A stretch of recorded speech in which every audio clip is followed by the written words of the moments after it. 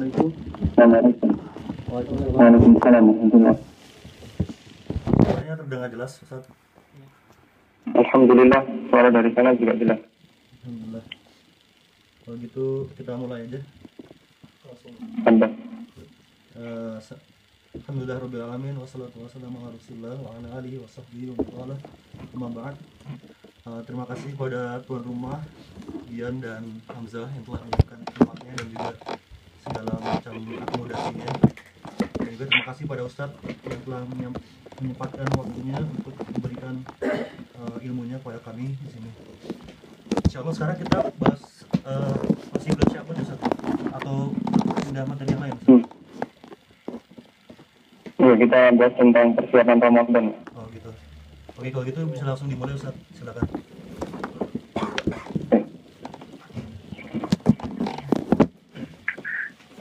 Assalamualaikum warahmatullahi wabarakatuh. Alhamdulillah wassalatu wassalamu ala Rasulillah wa ala alihi wa sahbihi wa mawala. Wa asyhadu an la ilaha illallah wahdahu la syarika lah wa asyhadu anna Muhammadan abduhu wa rasuluh. Sallallahu alaihi wa ala alihi wa sahbihi wa salama tasliman katsira, amma ba'du.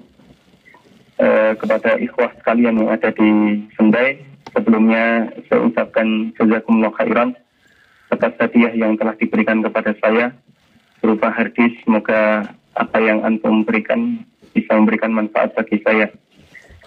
Insyaallah di kesempatan kali ini kita akan mengupas tentang beberapa catatan penting terkait dengan maqasidus shaum, terkait dengan tujuan kita berpuasa, yang saya simpulkan dari kitab Maqasidus Shaum karya Imam Al-Ais bin Abi Salam rahimahullah. Kitab ini disebutkan oleh salah satu muhaddits, termasuk salah satu kitab yang hilang di tangan kaum muslimin, dan naskah yang paling tua yang ditemukan dari kitab ini berada di Escorial, berada di Biara di Spanyol. Mungkin karena pengaruh dari penjajahan orang-orang Barat yang mereka lakukan kepada dunia Islam di abad-abad terakhir ini. Kemudian kita akan menyebutkan beberapa catatan yang penting yang disebutkan oleh Al-Ais bin Abi Salam terkait masalah puasa. Yang pertama, beliau menyebutkan dalil tentang wajibnya puasa. Satu ayat yang kita sudah hafal semuanya di surat Al-Baqarah ayat 183, Allah berfirman, Ya ayyuhalladzina amanu kutiba alaikumusiyam kama kutiba alal ladzina min qablikum la'allakum tattaqun.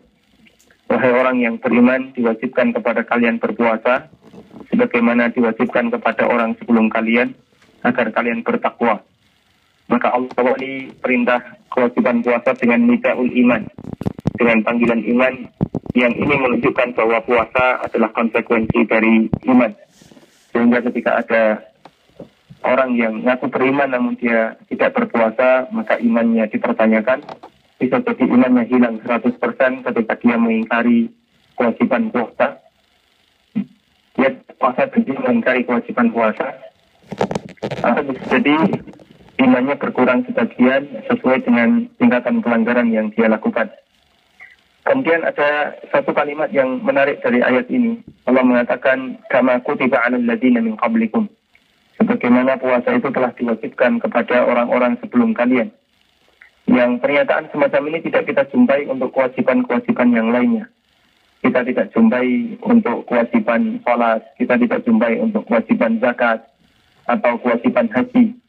Namun kita jumpai perintah semacam ini yang diiringi dengan cerita kama kutiba 'alal ladzina min qablikum. Kita jumpai pada perintah puasa. Apa rahasianya? Mengapa Allah Subhanahu wa taala menyebutkan kama kutiba 'alal ladzina min qablikum ketika Allah wajibkan kepada kita untuk melakukan puasa? Bahkan ahli tafsir menyebutkan karena yang namanya puasa adalah ibadah yang berat, disebabkan manusia harus meninggalkan sesuatu yang menjadi rutinitasnya dari kecil, yaitu meninggalkan makan atau minum, yang itu akan sangat memberatkan baginya. Maka untuk memperingan suara berat tadi, Allah Subhanahu wa taala sebutkan bahwa di masa silam sudah ada umat yang berhasil melakukan puasa. Kama kutiba 'alal ladzina min qablikum. Bahwa ternyata puasa ini bukan kewajiban kalian saja, namun juga kewajiban umat-umat sebelum kalian.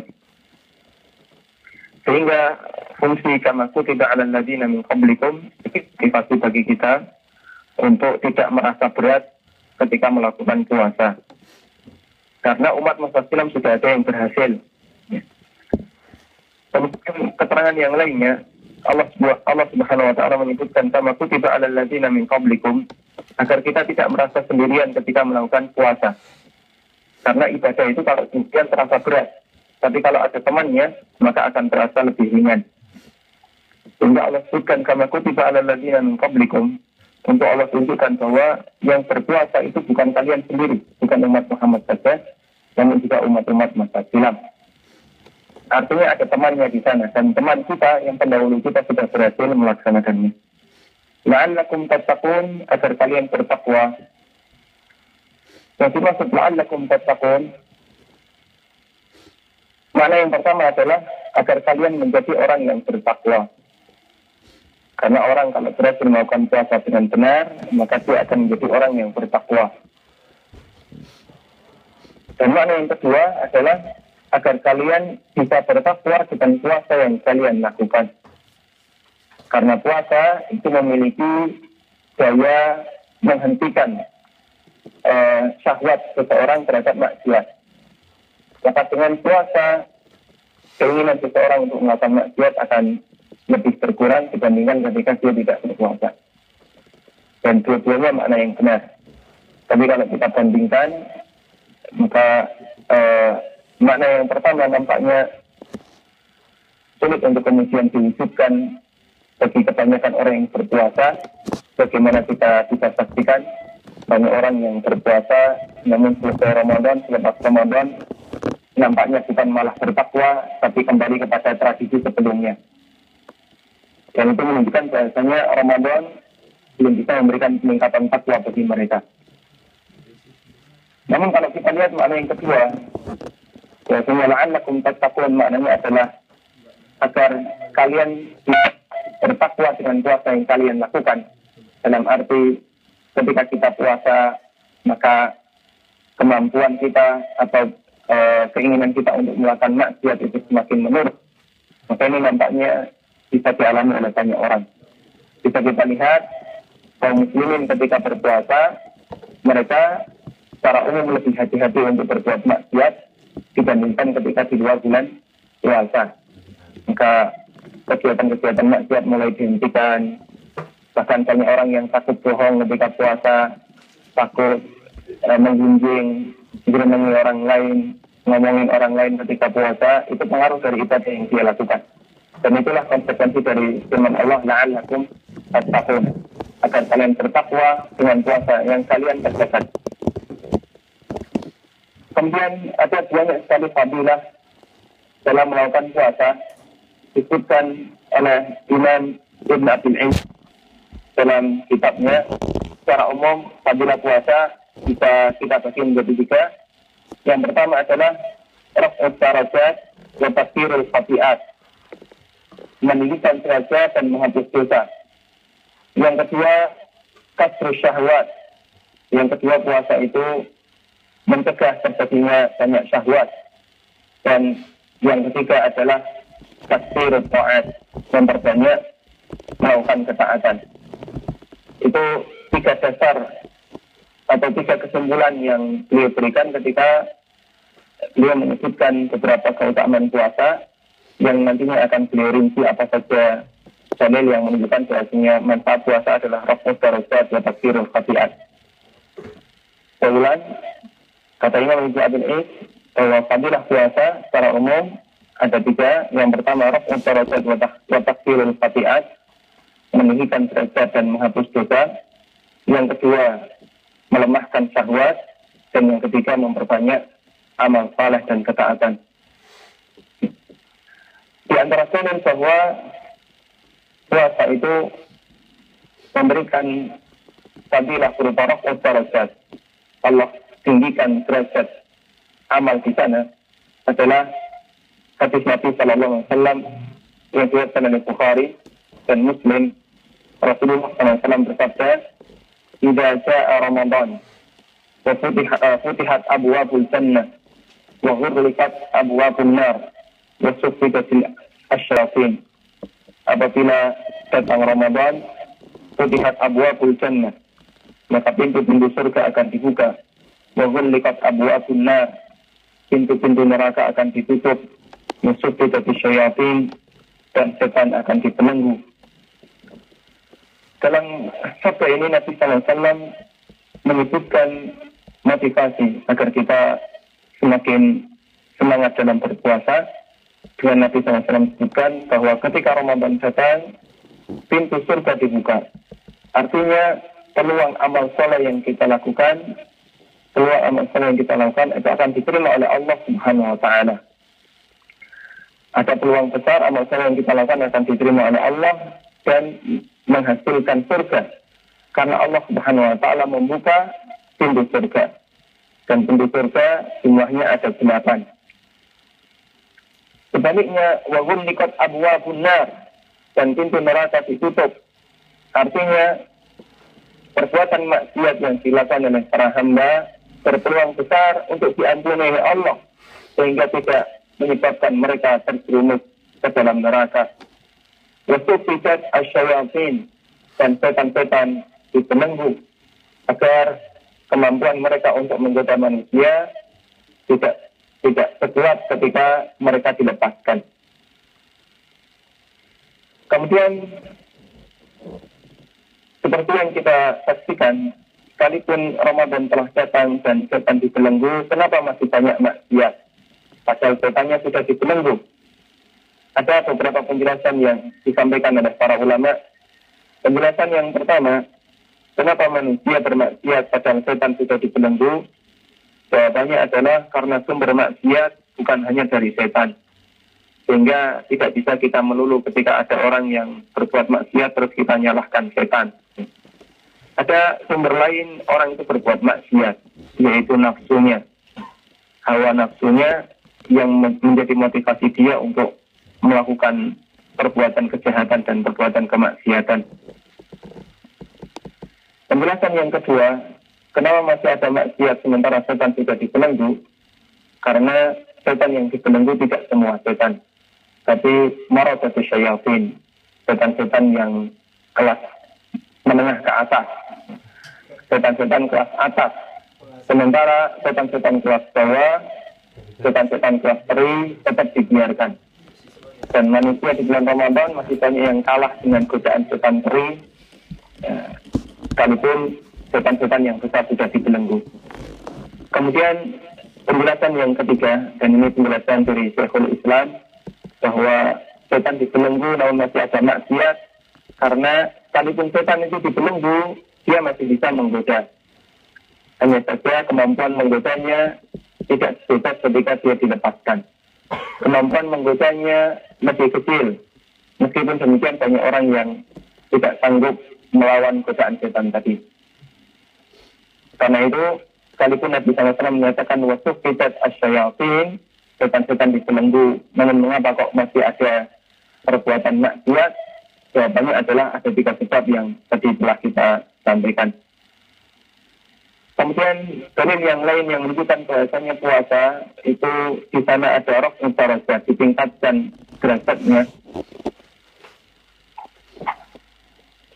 adalah sabda Nabi SAW bahwa Allah berfirman, hadis qudsi, kullu amali ibni Adam lahu illa siyam fa innahu li wa ana ajzi bihi.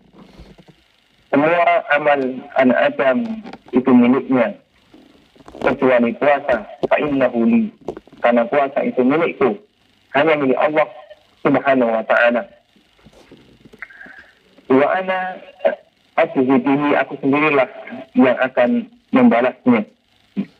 Maka di sini Allah Subhanahu wa Ta'ala kembalikan puasa sebagai ibadah, satu-satunya ibadah yang kembali kepada dirinya. Puasa itu milikku. Bukankah semua ibadah itu milik Allah? Salat milik Allah, zakat milik Allah, sedekah milik Allah. Semua ibadah yang kita lakukan bukankah milik Allah? Dan mengapa di sini kata Allah Subhanahu wa taala, kullu amal ibni Adam lahu illa shiyam. Semua amal anak Adam itu miliknya kecuali puasa. Fa innahu li, puasa itu khusus untukku, hanya milikku. Kan semua ibadah itu milik Allah. Maka kata Imam Al-Izz bin Abdul Salam, abafahu idafata tasyrikin. Kenapa puasa itu Allah kembalikan kepada dirinya? Jawabannya adalah Allah kembalikan puasa itu kepada dirinya sebagai bentuk idafata tasyrif, sebagai bentuk pengagungan terhadap amal ibadah puasa. Karena orang yang berpuasa itu melakukan ibadah yang sifatnya rahasia. Dia melakukan ibadah yang memungkinkan untuk tidak diketahui oleh semua umat manusia yang ada di sekitarnya. Kalau dia diam saja, tidak cerita-cerita, tidak akan ada orang yang tahu kalau dia sedang berpuasa. Sehingga kemungkinan untuk terjadinya riya sangat kecil dibandingkan ibadah yang lain yang itu sifatnya zahir. Sementara puasa adalah ibadah yang khafi, ibadah yang tidak terlihat. Karena itu Allah Subhanahu wa taala menyebut puasa sebagai fa innahu li, ibadah itu murni untukku. Kemudian alasan yang kedua, Allah sebut puasa dengan fa innahu li karena ibadah puasa itu tidak dilakukan oleh orang musyrikin untuk sesembahan mereka. Maka tidak ada bentuk penyembahan terhadap berhala dalam bentuk ibadah puasa, atau penyembahan terhadap raja dalam bentuk ibadah puasa. Karena tidak ada keuntungan yang kembali kepada mereka. Penyembahan kepada berhala, kepada raja, kepada pohon, dan seterusnya, itu bentuknya pasien, atau ketaatan, atau sujud, atau yang lainnya. Tapi kalau dalam bentuk puasa, ini tidak pernah dilakukan oleh orang musyrik kepada berhala mereka. Karena itu tidak ada ibadah yang ditujukan kepada selain Allah dalam bentuk puasa. Sehingga ibadah puasa satu-satunya ibadah yang itu murni hanya dilakukan oleh hamba untuk Allah Subhanahu wa taala. Kalau ibadah yang lain seperti salat atau sedekah atau berkorban, ya, menyembelih, sangat memungkinkan untuk dilakukan dan ditujukan kepada selain Allah. Tapi kalau untuk Allah, kalau puasa tidak mungkin dilakukan untuk selain Allah. Ini keterangan dari Imam Al-Izz bin Abdul Salam. Kemudian kata Allah, wa ana ajzi bihi. Aku sendiri yang akan membalasnya. Aku sendiri yang akan memberikan pahala kepadanya. Pertanyaannya, bukankah semua ibadah itu Allah yang balas? Allah yang ngasih pahala. Tapi mengapa dalam puasa ini Allah menegaskan wa ana ajzi bihi? Aku sendiri yang akan membalasnya. Maka jawabannya kembali kepada penjelasan yang di depan tadi. Kalau Allah Subhanahu wa taala nisbahkan puasa kepada dirinya sebagai bentuk idhafah tasyrif, untuk mengagungkan dan memuliakan amal ibadah puasa. Sehingga Allah Subhanahu wa taala yang akan memberikan jaminan balasan terhadap ibadah yang dilakukan oleh hamba itu, untuk menunjukkan betapa besarnya pahala yang akan Allah berikan. Sehingga makna wa ana ajzi bihi, aku sendiri yang akan membalasnya, aku sendiri yang akan memberikan pahalanya, maksudnya adalah untuk menunjukkan ta'dhimu jazaihi, betapa besarnya pahala yang akan Allah berikan kepadanya. Dia sendiri yang akan memenuhi pahala bagi orang yang berpuasa. Ini sama halnya ketika ada seorang guru yang menjanjikan kepada muridnya, siapa nanti yang nilainya 100, saya sendiri akan berikan nilai untuk murid ini, atau saya sendiri akan berikan hadiah untuk murid ini. Padahal yang namanya hadiah apapun prestasinya juga dari guru. Tapi guru ini menegaskan demikian untuk menunjukkan bahwasanya betapa besar hadiah yang akan disediakan oleh sang guru ketika ada muridnya yang mendapatkan nilai 100. Dan kita meyakini Allah Subhanahu wa taala Karimur Rahman, Ar-Razzaq, Al-Ghani, zat yang maha mulia, zat yang maha pemurah, maha kaya. Maka tidak bisa kita bayangkan ketika Allah berjanji, biar aku sendiri akan membalasnya. Menunjukkan betapa besar pahala puasa yang Allah janjikan, atau pahala yang Allah janjikan bagi mereka yang berpuasa. Kemudian Nabi SAW melanjutkan, Fa'idha kana yawmu sawmi ahadikum. Jika kalian sedang puasa, fala yarfud wala yashab. Maka jangan ngomong jorok, jangan melakukan tindakan yang jorok, ucapan-ucapan yang tidak selayaknya didengar. Wala yashab, dengan teriak-teriak, termasuk melakukan tindakan yang sama sekali tidak bernilai pahala maupun dosa. Kalau sama sekali tidak bernilai pahala, seperti merton ya, atau menyanyiakan uang untuk sesuatu yang tidak bermanfaat. Kemudian fa'inta tahu ahadun au fa'alahu falyakul inni mru'un fa'in. Kalau ada orang yang mencelanya atau mengajaknya untuk berkelahi, falyakul, hendaknya dia mengucapkan inni mru'un fa'in, saya sedang puasa.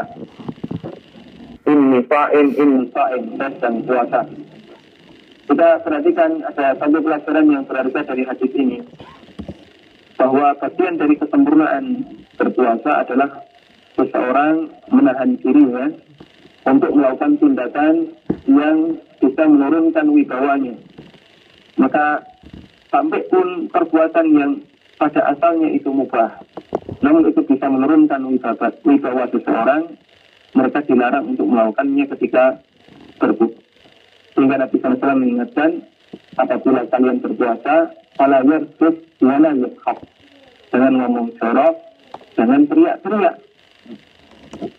Yang itu bisa jadi kalau dilakukan di luar puasa karena ada sebab tertentu, misalnya karena dizalimi atau karena dia dicaci maki orang lain kemudian membalas sesuai dengan caci maki yang diberikan, ini diperbolehkan.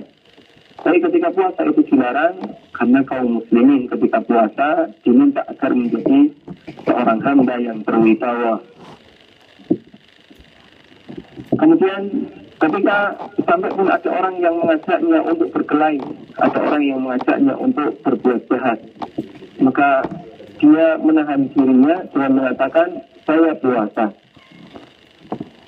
Ini boleh mengatakan saya puasa di depan orang lain, tujuannya bukan untuk riya, namun sebagai iktibar, sebagai wiqayah, untuk melindungi diri agar dia tidak diajak berbuat buruk oleh orang lain, agar orang lain bisa memahami kalau dirinya bukanlah orang yang lemah untuk diajak berkelahi, tapi dia tidak mau berkelahi sebabnya adalah karena dia sedang berpuasa, bukan dalam rangka untuk menunjukkan dirinya berpuasa.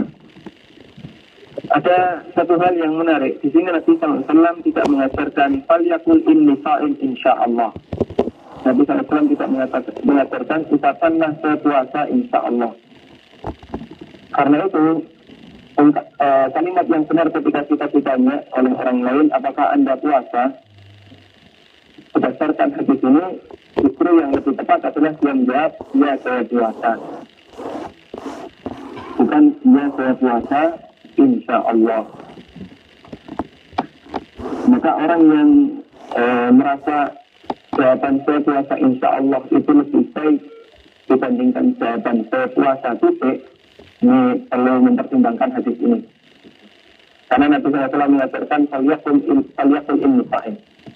Hendaknya dia mengatakan saya sedang puasa, bukan saya sedang puasa insyaallah. Karena umumnya orang merasa kalau dia cuma mengatakan saya sedang puasa titik, seolah-olah ada unsur riya di sana. Padahal tidak. Kemudian dia merasa jawaban saya sedang puasa insyaallah itu lebih baik dibandingkan jawaban saya puasa titik. Padahal yang diajarkan Nabi SAW di sini, falyakul inni sha'im. Hendaknya dia mengucapkan saya sedang puasa tanpa ada tambahan insyaallah. Meskipun boleh saja ketika kita tambahkan insya Allah ya dalam rangka agar tidak dianggap sombong atau agar tidak dianggap riak oleh orang lain dan menghindari kerugian dari orang lain, itu dianjurkan. Kemudian Nabi SAW melanjutkan hadisnya, "Wan Nabi nafsu Muhammadin biyadih." Demi zat yang jiwa Muhammad berada di tangannya, yaitu demi Allah. La khuluqu nisfa ini adiyatu indallah yawmal qiyamati min dzikri miski. Sungguh bau mulut orang yang berpuasa itu lebih wangi di sisi Allah Subhanahu wa taala daripada rihil misk, daripada bau minyak wangi. Yang disebut dengan khuluqan nisfa'in, bau mulut orang yang berpuasa. Apakah maksudnya adalah bau mulut di dunia ataukah bau mulut di akhirat? Menurut Imam Ibn Abi Salam, la khuluqum sam nisfa'in, bau mulut orang yang puasa lebih wangi di sisi Allah, maksudnya adalah bau mulut mereka ketika di akhirat lebih wangi dibandingkan minyak wangi.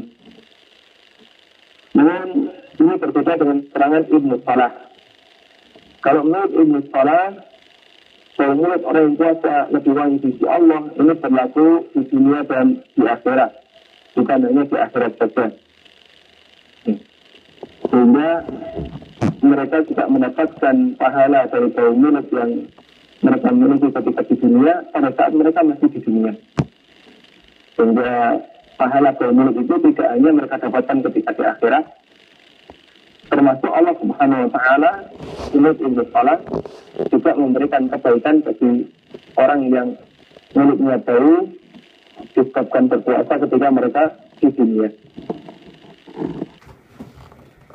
Kemudian dari pernyataan nakulu susam misfa'in adiyatu indallah, bau mulut orang yang berpuasa lebih wangi di sisi Allah, sebagian ulama kemudian menganjurkan agar kaum muslimin yang sedang berpuasa tidak membersihkan mulutnya ba'da zawal, setelah waktu zuhur.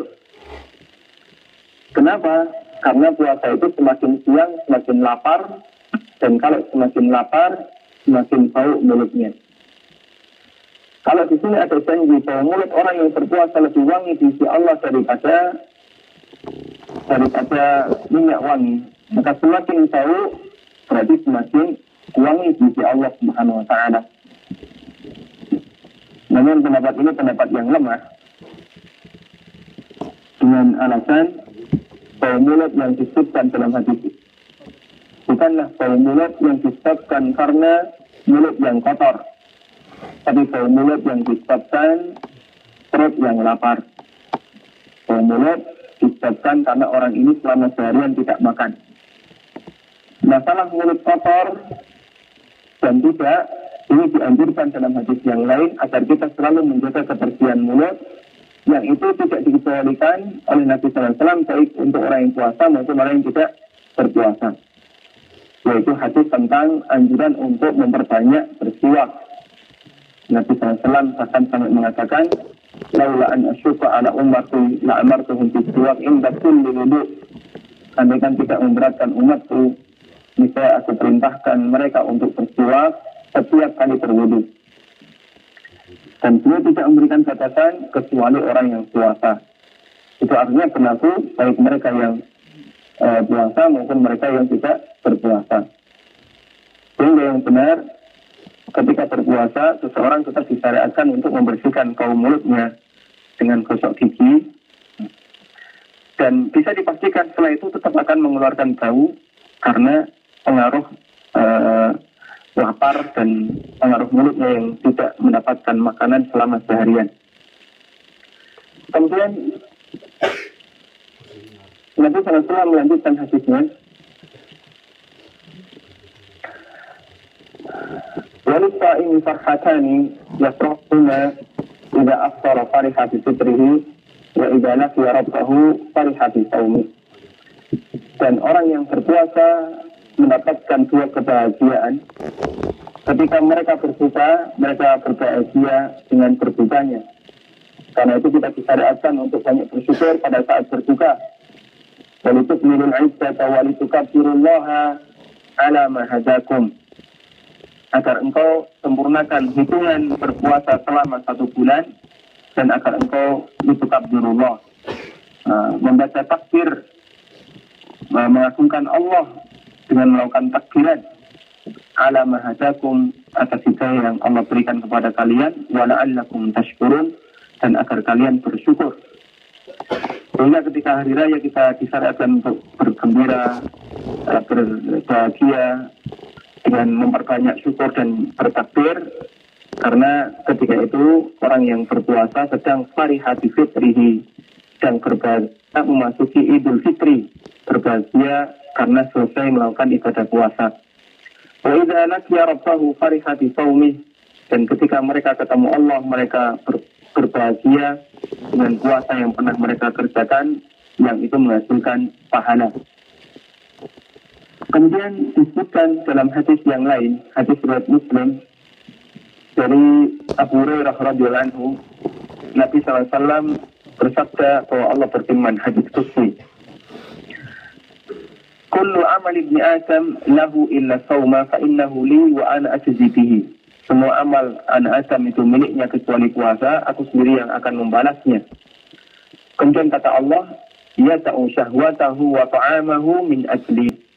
Orang yang berpuasa itu meninggalkan syahwat dan makanannya min ajli, karena diriku. Maka mereka meninggalkan syahwatnya. Maksudnya adalah meninggalkan puncak syahwat.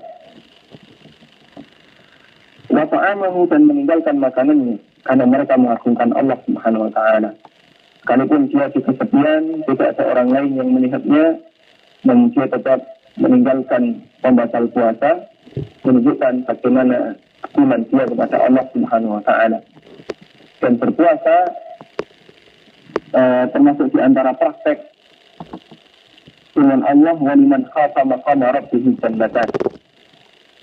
Siapa yang merasa takut terhadap kedudukan Allah, karena Allah melihat, mendengar, Allah tahu apa yang kita lakukan, sehingga sekalipun kita di kesepian, kita tidak membatalkan puasa, padahal tidak ada orang lain satupun yang lihat, kita tidak mencuri minum, kita tidak menyelam sambil minum air.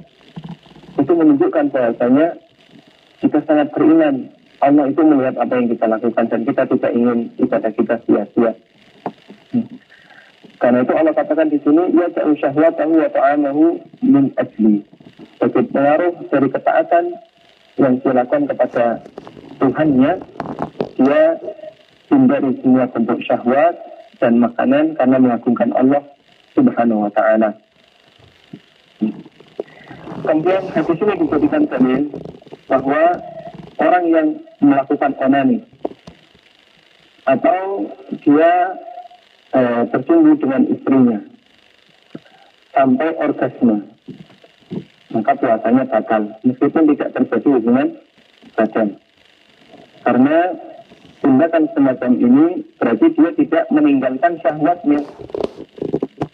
Itu apa? Dia lampiaskan syahwatnya sampai tuntas, sekalipun tidak sampai terjadi hubungan badan. Karena itu hadis ini didalilkan oleh sebagian ulama bahwa orang yang berjumpa dengan pasangannya kemudian sampai terjadi orgasme, baik laki-laki maupun wanita, puasanya batal, sekalipun tidak sampai melakukan hubungan badan.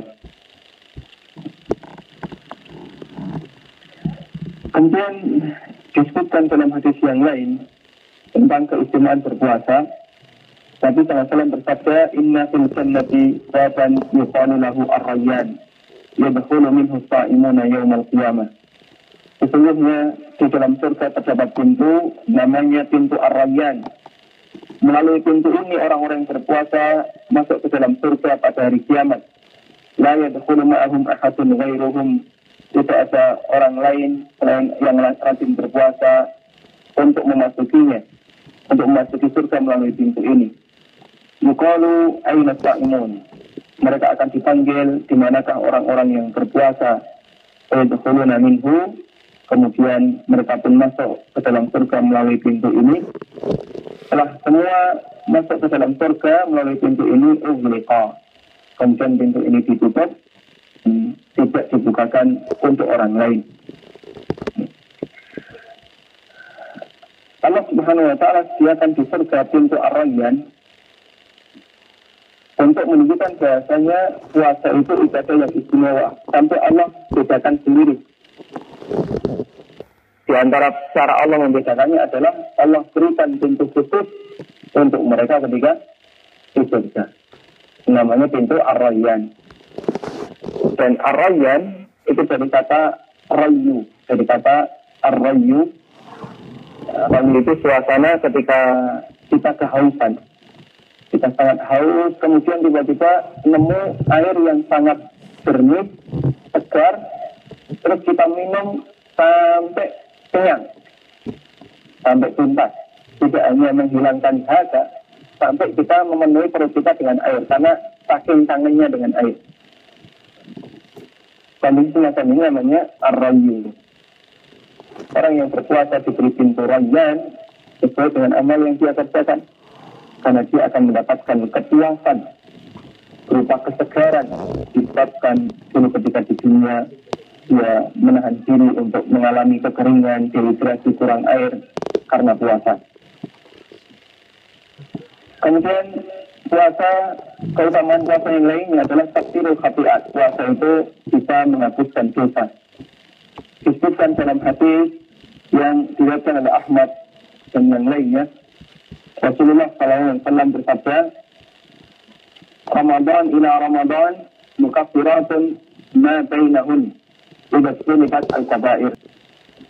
Ramadan sekarang menuju Ramadan berikutnya akan menjadi kafarah dosa yang dikerjakan antara dua Ramadan tadi. Sunibat al-kabair, selama dosa-dosa besar dijauhi. Ini menunjukkan bahwasanya puasa yang kita lakukan di bulan Ramadan itu bisa menghapuskan dosa, memberi kafarah dosa. Namun dalam hadis ini Nabi SAW memberikan syarat selama dosa besar dijauhi. Yang ini disebutkan oleh para ulama bahwa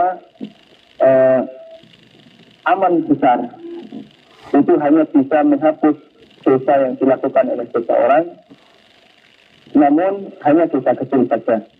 Sedangkan dosa besar dihapus dengan tobat.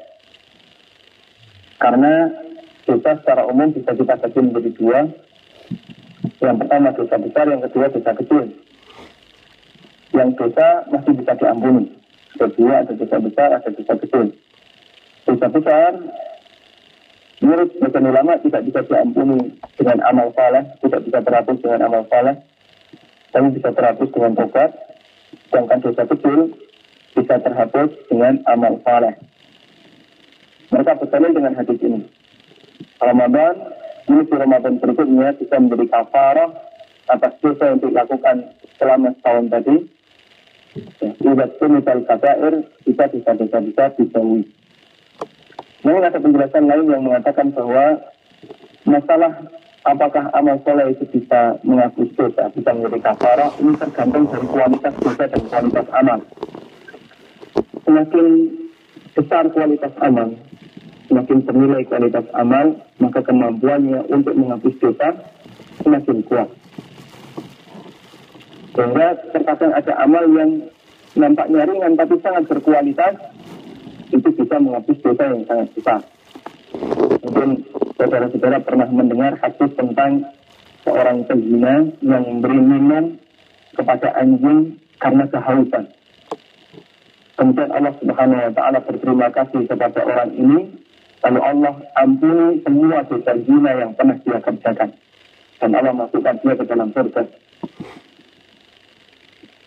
Karena amalnya amal yang sangat berkualitas. Ada banyak faktor kenapa orang ini memiliki amal yang berkualitas.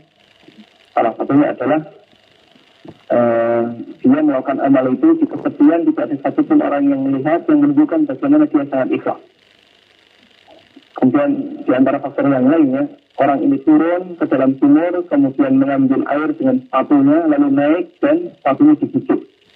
Membawa air dengan sepatunya dengan cara digigit, kemudian baru diberikan kepada anjing. Faktor yang lainnya, namanya anjing, itu binatang yang umumnya tidak disukai oleh orang. dianggap hina. Tapi orang ini dengan kasih sayang yang ada dalam dirinya, bersedia untuk memberikan minum kepada anjing, menunjukkan bahwasanya dia adalah orang yang sangat rahmat, orang yang sangat kasih sayang kepada sesama. Atas sebab itu Allah Subhanahu wa taala ampuni dosa-dosanya. Kemudian disebutkan dalam hadis yang lain yang menunjukkan keutamaan Ramadan bisa menghapus dosa adalah sabda Nabi SAW, "Man shama Ramadana imanan wa ihtisaban ghufira lahu ma taqaddama min dhanbi." Barang siapa yang puasa Ramadan karena iman dan ihtisab, karena iman dan mengharap pahala, maka Allah Subhanahu wa taala akan mengampuni dosa-dosanya yang telah lewat. Apa yang dimaksud puasa Ramadan karena iman? Maksudnya adalah dia puasa Ramadan dengan mengimani bahasanya puasa yang dia lakukan ini hukumnya wajib. Ini bukan sesuatu yang sederhana. Ketika kita melakukan salat, kita mengimani yang saya lakukan ini wajib. Itu konsekuensi dari akidah yang kita miliki. Ketika kita puasa, kemudian kita mengimani puasa yang kita lakukan ini wajib. Artinya kita melakukan ibadah itu karena mengikuti perintah Allah. Ini Allah perintahkan, saya laksanakan. Dan mengikuti perintah pencipta memiliki nilai tersendiri. Daripada dia beribadah, namun tidak ada perasaan semacam itu. Karena itu ini penting, hadirkan perasaan ketika kita melakukan ibadah, itu sedang mengikuti perintah Tuhan. Perintah Allah Subhanahu wa taala. Kemudian wahtisaban, dan dia melakukan ihtisab. Apa itu ihtisab? Mengharapkan pahala di sisi Allah. Sehingga dorongan dia atau latar belakang kenapa dia mau puasa, karena ini perintah Allah. Kemudian motivasi dia untuk berpuasa dan serius dalam berpuasa karena dia berharap nanti akan ada pahala yang Allah berikan kepadanya. Dan semakin berkualitas semangat seseorang dalam ibadah, semakin besar pahala yang akan dia dapatkan. Kemudian manfaat lain ketika berpuasa adalah kasrus syahwat. Puasa itu bisa menurunkan gejolak syahwat. Karena orang ketika lapar dan ketika kehausan, maka keinginannya untuk berbuat maksiat akan semakin turun. Karena itu Nabi SAW perintahkan kepada mereka yang belum mampu untuk menikah akan memperbanyak puasa. Ada dua pilihan untuk mereka yang masih bujangan. Pertama, segera menikah. Kedua, rajin puasa. Kalau dua pilihan itu tidak dipilih, bahaya. Kata Nabi SAW, وَمَنْ لَمْ يُسْتَطِعْ فَعَلَيْهِ بِالصَّوْمِ. Siapa yang tidak mampu puasa, dia harus, atau siapa yang tidak mampu menikah, dia harus berpuasa. Fa'innahu lahu wija, karena puasa itu akan menjadi wija, atau itu wija raddu unsayil fahl. Wija itu adalah kegiatan mengediri pejantan, mengediri alat pejantan. Maka Nabi SAW menyamakan puasa dengan wija, menyamakan puasa sebagaimana orang yang mengediri dirinya, karena puasa itu mampu untuk menurunkan gejolak syahwat. Kemudian disebutkan dalam keterangan yang lain, bahwasanya setan itu mengalir di pembuluh darah manusia. Kemudian kata para ulama, fabayyiku masalikahu bilju. Karena itu tersempit jalur lewatnya setan di pembuluh darah dengan lapar yang kita lakukan ketika puasa. Ada satu pelajaran berharga yang pernah disampaikan oleh salah seorang ulama terkait masalah menahan lapar dan dahaga. Ada orang yang dia itu sangat rajin berpuasa.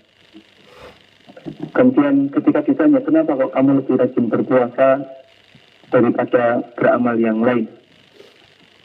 Jawab orang ini, karena kalau saya berpuasa, maka hati saya itu selalu mengharapkan kapan makan, kapan minum. Hati saya itu selalu mengarah, kalau nggak ibadah, berisi harapan untuk makan atau minum. Dan saya malu ketika Allah Subhanahu wa ta'ala melihat hatiku, sementara hatiku tergerak untuk melakukan tindakan yang dilarang oleh Allah. Karena itu daripada nanti hatiku mengharapkan sesuatu yang dilarang, lebih baik hatiku mengharapkan sesuatu yang mubah. ketika dia puasa kok harapannya kapan makan, kapan minum, itu sesuatu yang mubah. Daripada ketika hati ini dibiarkan, dia justru berharap sesuatu yang dilarang. Ya. Berangan-angan sesuatu yang dilarang, muncul angan-angan yang kotor, pikiran-pikiran yang terlarang, dan seterusnya.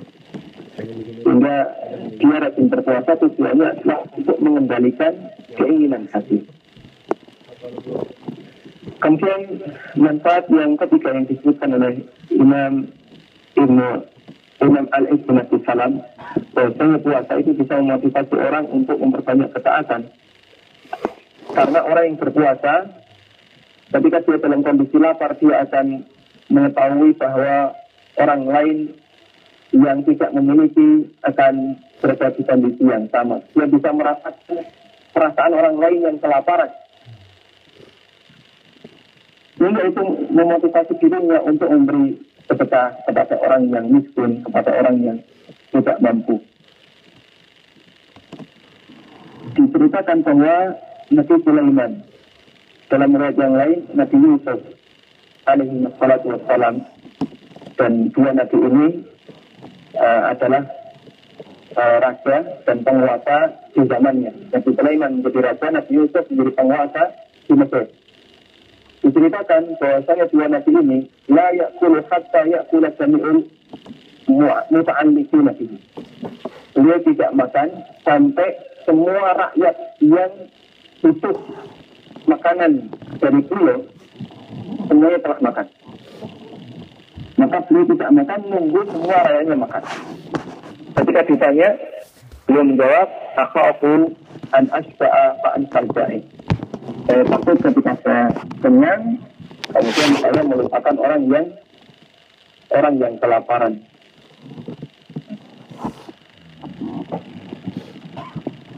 Kemudian di samping itu, ketika orang yang berpuasa, maka dia akan lebih mudah untuk mengajak orang lain makan bersama pada saat waktu berbuka.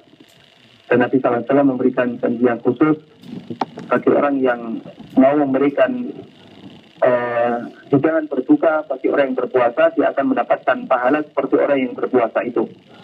Kata Nabi SAW, man fattara sha'iman kana lahu min ajrihi min ghairi an yanqusa min ajri sha'imi syai'. Barang siapa yang memberi makan orang yang berpuasa, memberi berbuka orang yang berpuasa, maka dia mendapatkan pahala seperti pahala orang yang berpuasa itu, tanpa mengurangi pahala orang yang berpuasa itu sedikit pun. Sehingga kata Imam Al-Is bin Abdul Salam, "Waman fattara sittatan wa salatin sha'iman fi kulli sanah, faka'anna sama syahr." Berarti orang yang memberi kesempatan berbuka 36 orang dalam setahun, berarti dia telah dianggap berpuasa selama setahun. Karena 36 dilipatkan 10 kali, 360 kali. Kalau itu dia lakukan dalam setahun, dia sama halnya melakukan puasa selama 360 hari, dan itu sama dengan setahun. Wallahu a'lam. Itu beberapa hadis yang menyebutkan tentang motivasi untuk berpuasa yang saya sebutkan dari kitab Maqasid As-Saum. Semoga menjadi pengantar yang bermanfaat. Jika ada yang disampaikan, yang harus kami persilahkan. Wassalamualaikum warahmatullahi wabarakatuh. Jazakallah khairan pada Ustaz Ami atas materinya.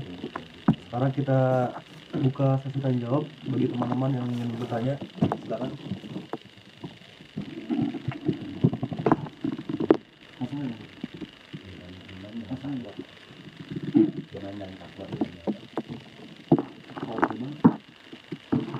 Ustaz, ada yang bertanya, bedanya iman dan takwa bedanya apa? Apa beda iman dan takwa? Oke.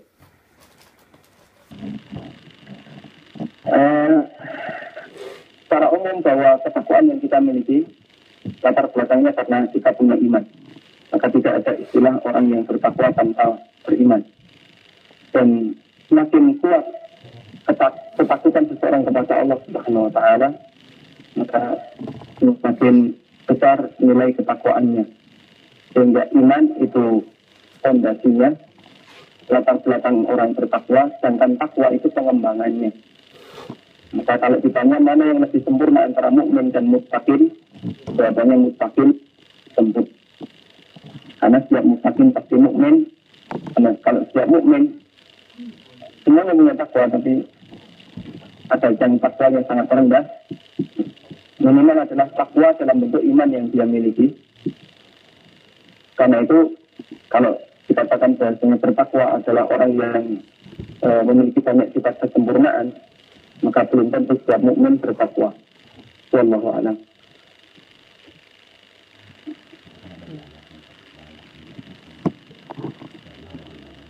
Ustaz, tadi yang jika kita memberi makan orang yang berbuka, kita mendapatkan pahala dari orang tersebut. Nah, misalkan yang beri makannya itu 2 orang misalkan, Ustaz. Misalkan ada yang ngasih minuman, ada yang ngasih makanan. Nah, itu yang mendapatkan pahala orang yang saum itu yang mana, Ustaz? Apakah makanan yang pertama kali dimakan oleh orangnya atau gimana, Ustaz? Iya, biasanya yang pertama kali dimakan manfaat soro iman, siapa yang memberi kesempatan berbuka, bukan siapa yang memberi makan setelah berbuka. Karena itu pintar-pintaran di sana, berikanlah makanan yang itu pembuka bagi mereka yang tidak berbuka, bukan makanan besar yang itu baru disantap selesai sholat maghrib. Kalau ini bukan memberi makan, bukan memberi berbuka bagi orang yang puasa.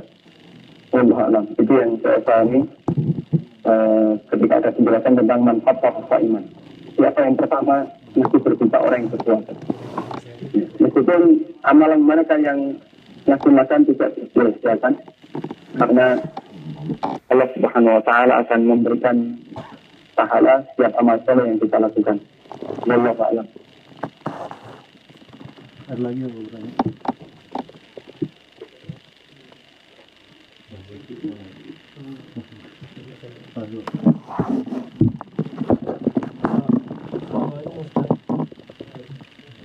Waalaikumsalam warahmatullahi wabarakatuh. Suara saya jelas? Alhamdulillah. Ini siapa nih? Alfian, Ustaz. Fadil Alfian. Sudah pulang nih. Ya, Ustaz, ini mau nanya yang tadi katanya dosa besar itu dihapus dengan taubat, dosa kecil dihapus dengan amal soleh.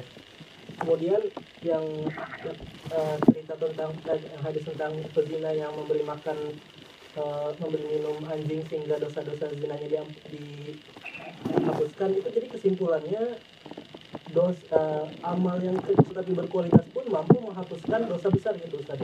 Mohon penjelasannya sekali lagi, Ustaz. Ada 2 pendapat. Ada yang mengatakan seperti yang antum sampaikan pertama, bahwa dosa besar tidak bisa dihapuskan dengan amal, tapi bisa dihapuskan dengan taubat. Allah Subhanahu wa Ta'ala berfirman di surat An-Nisa, "In tajtanibu kaba'ira ma tunhauna anhu nukaffir ankum sayyi'atikum."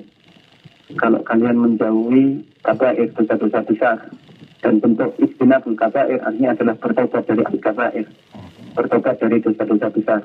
Nukaffir ankum sayyi'atikum, akan aku hapus dosa-dosa kalian. Ini yang dijadikan dalil kalau dosa besar tidak dihapus dengan amal. Tapi ada pendapat yang kedua bahwa dosa besar bisa dihapus dengan amal, berdalil dengan hadis penzina yang ngasih minum anjing tadi. Dan insya Allah pendapat kedua inilah yang lebih kuat, bagaimana keterangan Ibnu Qayyim. Wallahu a'lam. Oh, Ustaz, pertanyaan tambahan itu kan syarat diterimanya amal itu kan kita harus mengharapkan pahala dari Allah gitu, Ustaz. Jadi gimana ya? Misalkan kita berbuat baik, tapi itu dilandaskan misalkan karena memang kitanya orangnya baik gitu. Kita tidak berharap apapun dari kita nggak berharap tidak berharap pahala atau tidak berharap apapun gitu. Tapi kita pengen berbuat baik saja. Kalau yang seperti itu bagaimana, Ustaz? Ini berbahaya, bentuk kesombongan. Hamba itu bertingkat ya. Ada hamba yang dia serakah dunia, ada hamba yang dia merasa banyak berjasa untuk dunia. Sehingga kadang ada sebagian orang yang beramal tanpa motivasi sama sekali selain untuk menunjukkan dia adalah orang baik. Nabi SAW pernah ditanya kepada atau pernah ditanya tentang orang yang yujahidu itu li'annahu syaja'ah. Dia berjihad, dia berperang karena dia pemberani. Kalau dia nggak berperang, malu dia. Ini ada jihad, kemudian dia ikut perang. Kalau nggak ikut, malu dia. Karena dia pemberani. Apakah dia dapat pahala?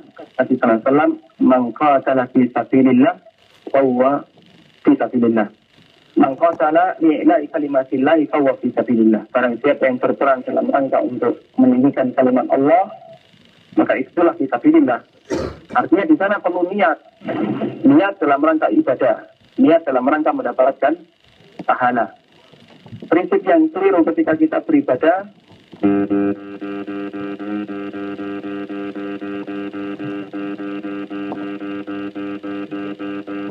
memang saya ini orang baik, nah, ini keliru. Bisa jadi ini malah tidak mendatangkan pahala. Atau misalnya karena mungkin ada orang Indonesia, terus saya berbuat baik, berbuat sosial, ini dalam rangka mengamalkan sila yang kedua, kemanusiaan yang adil dan beradab. Ya, saya menjadi manusia yang beradab karena sila yang kedua. Ini keliru. Ini harus dibenahi tentang keimanan masalah akhirat. Surga dan neraka itu ada. Maka berharaplah untuk mendapatkan surga dan berlindunglah dari neraka dengan amal soleh yang kita lakukan. Begitu.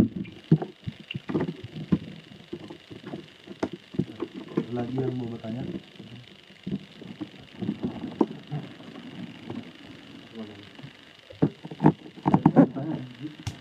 Langsung aja.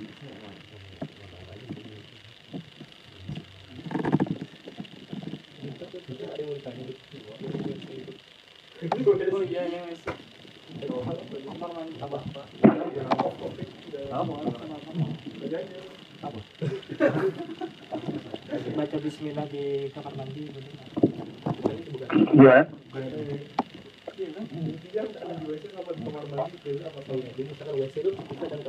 Ustaz, ada pertanyaan. Di sini tuh kamar mandi itu ada yang nyatu dengan toilet, ada yang terpisah gitu. Apakah ketika kamar mandi terpisah dengan toilet, hukum-hukum atau adab-adab di kamar mandi atau di toilet berlaku di kamar mandi gitu, Ustaz? Kita buat pertanyaannya. Iya. Dauratul miyah di masa Nabi SAW itu semuanya tidak ada WC-nya, tidak ada toiletnya. Ya, ada kamar mandi di dalam rumah hanya untuk mandi dan untuk buang air kecil. Tapi untuk buang air besar di masa Nabi SAW, di masa sahabat itu mereka harus keluar rumah bawa cangkul sama air kayak masa silam ya. Ketika masyarakat di Indonesia tidak punya WC dalam rumah, mereka melakukan seperti itu ke daerah-daerah yang jauh dari pandangan orang, kemudian buang air di sana. Ini masa Nabi SAW dan para sahabat. Karena itu hukum yang berlaku bagi kamar mandi sama dengan hukum yang berlaku bagi toilet. Itu tempat orang untuk buka aurat, untuk buang hajat, untuk mandi, sehingga statusnya sama dengan dauratul miyah, dengan toilet. Allahu a'lam. Mungkin itu pertanyaan terakhir, Ustaz. Jadi kalau Gitu ya. Insya Allah kita masih ada satu pertemuan lagi sebelum Ramadan ya. Ayo, Ustaz, ada lagi, Ustaz. Ada yang mau tanya lagi, Ustaz? Maaf. Iya. Ustaz mau nanya, apakah Ini siapa ini? Alfian, Ustaz? Alfian lagi. Oh lagi. Mau nanya, apakah sunnah bersiwak itu bisa digantikan dengan menggosok gigi? Maksudnya kita menggosok gigi itu dengan niatan mengharapkan pahala bersiwak gitu, Ustaz. Apakah itu bisa sebagai substitusinya nggak, Ustaz? Fungsi bersiwak itu untuk membersihkan gigi. Kata Nabi SAW, as-siwaku matharatun lil fam, mardatun lil rabb. Siwak itu membersihkan gigi, membersihkan mulut, dan mengundang ridha Allah. Sehingga fungsi dasar bersiwak adalah membersihkan gigi. Karena itu masalah alat, masalah media ini kembali kepada uruf, kembali kepada masyarakat. Kalau di masa kita menggunakan kayu arok, kayu siwak itu, ini jarang orang pakai karena jarang orang bisa. Tapi kalau ini di masa silam kayu arok di masa silam sudah hal yang lumrah. Di Saudi zaman sekarang pun hal yang lumrah karena mereka biasa menggunakannya. Tapi kalau sikat gigi biasa di tempat kita itu yang lumrah. Orang biasa menggunakannya. Kalau di masa silam itu nggak ada. Sehingga masalah media ini kembali kepada masyarakat. Tujuan utamanya adalah membersihkan mulut, bukan kayunya itu sendiri. Kemudian niatkan ketika bersiwak mengamalkan sunnah, karena banyak sekali hadis yang menganjurkan bersiwak. Anda kalau gosok gigi tanpa niat tidak dapat pahala. Tapi kalau gosok gigi dengan niat membersihkan gigi dan mengamalkan sunnah, nanti dapat pahala insya Allah. Begitu? Kalau taubat Cukup. apa ada teknisnya? Ustaz, ada lagi pertanyaan Ustaz? Oh iya. Gimana? Kalau taubat harus cukup dengan niat atau ada teknisnya? Ustaz, ada pertanyaan, kalau taubat cukup dengan niat atau dengan ada teknisnya Ustaz? Kalau Anda berbuat salah kepada orang lain, kemudian punya niat untuk minta maaf, apakah cukup dengan niat? Jawabannya jelas tidak. Maka di sana ada unsur yang lain, harus ada sesuatu yang dilakukan. Kita akan mendatangi orang itu untuk minta maaf, kemudian minta direlakan. Jika ada yang dirugikan, mungkin kita akan ganti rugi, dan seterusnya. Seperti itu pula ketika kita bertobat kepada Allah. Ada sesuatu yang harus kita lakukan. Di samping ikhlas, karena ingin mendapatkan ridha Allah, bukan karena dipaksa, bukan karena malu sama orang lain. Yang kedua, kita banyak memohon ampun kepadanya, menyesali atas perbuatan yang kita lakukan, menunjukkan bahwasannya yang kita lakukan ini betul kesalahan, mengakui kesalahan, bukan membela diri dan seterusnya. Ini semua harus kita lakukan, dan inti tobat itu dua. Yang pertama adalah an-nadam. Yang pertama an-nadam, menyesali perbuatan yang kita lakukan. Turunannya banyak. Misalnya kita merasa bersalah, kita sakit hati ketika teringat dosa yang kita lakukan, kita sedih. Kemudian yang kedua al-ikhlas. Melepaskan, menghindari dosa yang kita lakukan. Dan kita bertekad tidak akan mengulanginya lagi. Itu dua syarat tobat. Di samping ikhlas sebagai motivasi dari tobat yang kita lakukan. Begitu? Ya, kalau khairan Ustaz. Ya, masih ada satu pertemuan lagi sebelum Ramadan. Kita akan lanjutkan pembahasan tentang adab siam, beberapa adab selama berpuasa. Masih dari kitab yang sama, Maqasid Saum, karya Al-Is bin Abdul Salam. Berapa jumlah pesertanya? 11 orang Ustaz.